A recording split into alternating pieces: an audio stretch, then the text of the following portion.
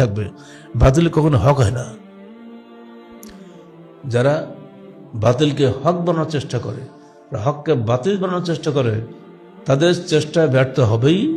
বাংলার জমিন ইনশাআল্লাহ বেরুনবী বিভাগ মুসলমানের জমিন এটা, এখানে কেউ না কেউ কোনো আল্লাহর বান্দা এগিয়ে আসবে ওসমান হাদির জন্য। এই জন্য আমরা দোয়া করি আল্লাহ পাক তাকে যেন জান্নাত নসিব করেন।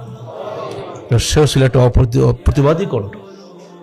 এই কণ্ঠ আজকে বেশি প্রয়োজন, যদিও তার পিছনে শত্রু গিজগিজ করতেছে, কিন্তু ওই শত্রুর নাম কেউ নেবে না।